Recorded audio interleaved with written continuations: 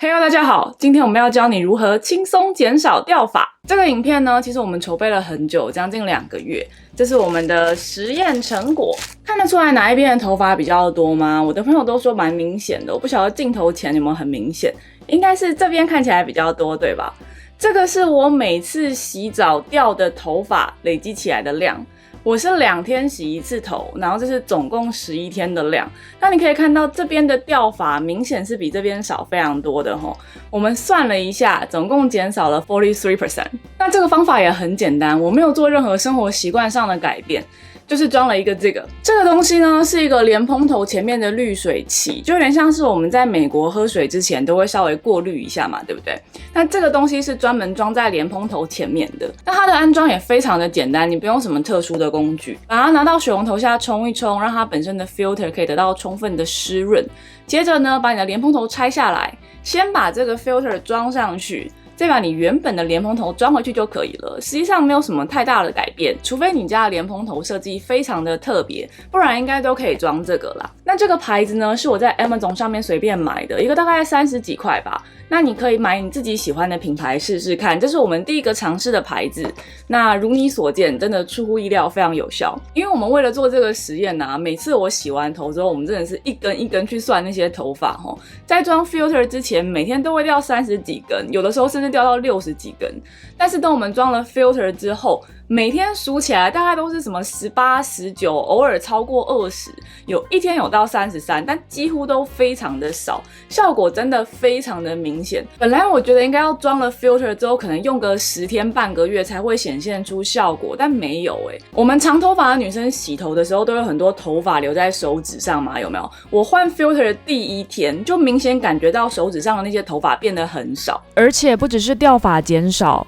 我以前常会觉得头皮发炎很不舒服，所以一定都要买这一罐超级贵的海盐洗发精来按摩头皮才会觉得舒服一点。但自从加装了滤水器之后，我就再也没有觉得头皮不舒服过了，真的有效到一个很神奇的地步啊！而且呢，自从我装了滤水器之后，不止我掉发量减少了，还有一个很明显的改善，就是我的皮肤本身变得不痒了。很多眼睛好的观众朋友都有发现哦，你们有时候会看到我身上有很多红点，对不对？其实那是因为我的皮肤非常的敏感，我只要稍微摩擦到那片就会红肿起来这样子。那很多时候我就会觉得全身发痒，就是没有什么原因，就是全身痒的一个不行，到处抓这样子。那自从我在莲蓬头上面装了滤水器之后，我真的几乎很少发痒了，你知道吗？我以前真的是几乎要天天抓，现在大概就是1-2个礼拜可能稍微痒一下下而已，真的有非常明显的改善。而且除了掉发减少，皮肤不痒了之外，我真的觉得头发有变好。大家看我这个发质也知道其实我的头发真的是没有好到哪里去了，但是我真的有很明显的觉得尾部的分叉减少了，还有头发很少断裂。因为我的发质很差嘛，所以很容易会有那种从一半断掉的头发，对不对？但是自从我装了滤水器之后，头发真的都很少断掉。如果它掉下来，都是掉这样长长的一根，不再像以前那样的很多短短的一半的断掉的头发，真的都是从发根自然脱落的头发了。那这个东西的原理是什么呢？其实坦白说啦，如果你现在上网查，你会看到很多医生会说这是一个谣传，就是一个 myth， 就不是真的事情这样子。那我今天真的是没有收任何广告商的钱哈，这个真的就是我自己掉下来头发的量，明显的真的就是有差。其实这个实验结果我是蛮意外的，因为我本来以为就会像是医生说的那样，真的完全没有差别，结果却差这么的多。所以我很认真的上网查了一些学术期刊，到底为什么在莲蓬头上装了滤水器就可以减少掉发呢？通常网络上大家的说法就分成2种，第一种是水中的氯含量，第2种是水中的硬水含量，就是所谓的钙离子或镁离子。那第一个氯含量呢，我查到大部分的 paper 都是说氯会让头发颜色变浅，就像是游泳池里面都有很多氯，你起来之后会觉得头发干干的，然后颜色看起来枯黄枯黄的，对不对？但是没有任何人说氯会让头发本身的质地变得脆弱或是容易掉发。那再来第2个呢，就是水质本身的硬度，也就是水中的钙离子跟镁离子的含量。这个方面就有趣咯，我查到了2篇实验方法几乎一模一样的 paper。左边这篇 paper 说呢，硬水是真的会削弱头发本身的强度，右边这篇 paper 却说根本就没有差，而且不止结果完全相反哦。这2篇 paper 他们的实验方法真的很像，他们都是让头发接触了硬水之后，用一个这样的机器去拉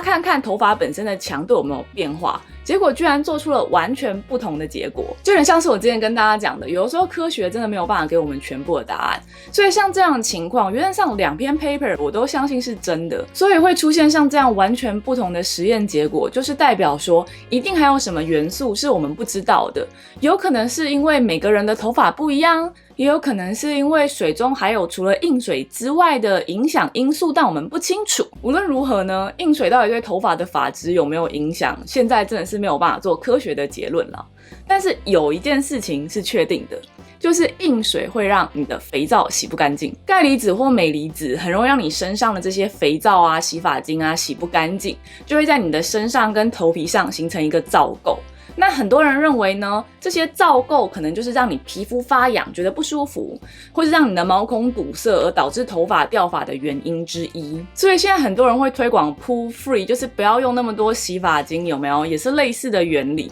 就是说你不要用那么多洗发精，你就不会有那么多皂垢，你很有可能掉发就会减少了。除此之外呢，这个滤水器改善肤质真的也是有科学论证的齁。不管是氯离子还是硬水，都有研究显示它们会导致你的皮肤脱水，就会比较干燥比较痒，所以对我这种干燥皮肤而言，装个滤水器真的有很显著的肤质改善。好，又到我们今天说结论的地方了。坦白说，我真的觉得很神奇耶。在我装滤水器之前，我本身是非常不看好这个实验的，因为 Poland 这边的水质已经非常好了。Poland 是仅次于日本之外水最软、水质最好的地方了，所以 Poland 这边甚至有一些只有日本有的拉面店，你知道吗？因为他们觉得这边的水质是除了日本之外唯一一个可以被认可的地方。那在 Poland 水质这么好的地方，本来我是觉得装了滤水器一定没有差，殊不知真的立刻就有影响了。你看看这个掉发量是不是真的明显的有差很多？那虽然说呢，现在是真的没有很严谨的科学理由